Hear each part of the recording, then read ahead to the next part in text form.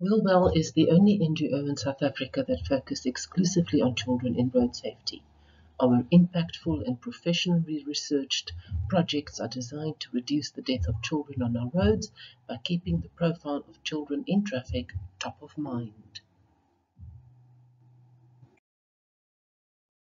In 2019, 1,625 child pedestrians under the age of 10 died on South African roads. A child born in South Africa is more likely to be killed walking on the roads, with pedestrian crashes being the leading cause of injury death for children under the age of 15. The risk of a pedestrian being hit by a vehicle has increased 1,100% during the hours of dusk, dawn, and night. Children as young as 5 walk to school unaccompanied by an adult on dark winter mornings. For every child that dies in a crash, 4.6 children suffer serious injuries and 14.9 slight injuries. If these ratios are considered for 2019, 31,688 children were affected by crashes during that year. A case in point. An 18-month-old child was brought to Salt River Mortuary after a fatal hit-and-run road traffic crash. The autopsy confirmed a severe head injury, and he died on the scene at 9 o'clock on a Wednesday evening. The case was reviewed by the Child Death Review team to determine the circumstances that led to his death and whether there was any modifiable factors. The review established that the child was walking on his own at 9 o'clock at night. So why reflective gear? The risk of being hit by a car at night is reduced by 85% if the pedestrian is wearing reflective gear. Under normal dark conditions, a pedestrian walking on the side of a road is visible to a driver from 10 to 60 meters. However, if a pedestrian is wearing a safety reflector, he or she would be visible from 120 to 160 meters. A vehicle traveling at 60 kilometers per hour covers 16.6 meters in 1 second and will then have 7 to 10 seconds warning. Reflective clothing was identified as having the highest overall rating as a means for reducing school children crashes during darkness. A person dressed completely in black wearing a thumb-sized reflector is detected at longer distances than a person dressed completely in white. So the conclusion? To dramatically reduce the child pedestrian death toll, children must be kitted out with reflective gear. The use of reflective gear would not only save pedestrian lives, but would also save drivers from potential emotional pain and danger of hitting a pedestrian, as well as possible criminal charges.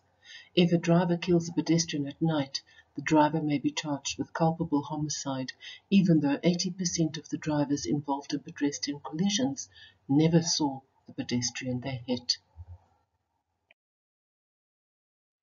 Children are at risk of road traffic crashes, not only to and from school, but also when they are playing in the afternoon and over weekends. Benefits of halo beanies include no restriction in movement when playing, 360 degrees visibility at the highest point of visibility, passive safety for children who cannot yet take the responsibility of their own safety, warmth during the cold months of the year when daylight time is shorter as well. Beanies are part of a subculture and children are likely to wear them all the time. We propose that the halo beanies for the young pedestrians to be knitted by existing knitting and crochet groups, especially those known to Rotary clubs. We will supply these groups with visibility yarn used in conjunction with wool. You only need a height of 2 to 3 centimeters of the reflective yarn knitted or crocheted in with the yarn used for the beanie. We propose a starter pack to be circulated to the knitting or crocheting groups. The starter pack will contain the following: 2 balls of reflective yarn, 10 balls of brightly colored knitting yarn or more, 3 crochet hooks, 3 sets of knitting needles, a pattern for a knitted and crocheted beanie, instructions on how to use the reflective yarn, translated if necessary into the local language, leaflets on the benefits of reflective gear, and a branded tote bag to contain it all.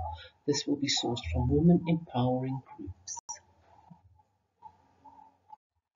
The beanies knitted by a group will be distributed in the local area to young children and babies. Any other knitting groups that show interest will be included. The knitting groups will be encouraged to use donated yarn as well to encourage local involvement and sustainability. We will use the Rotary structures for feedback and reporting on the projects.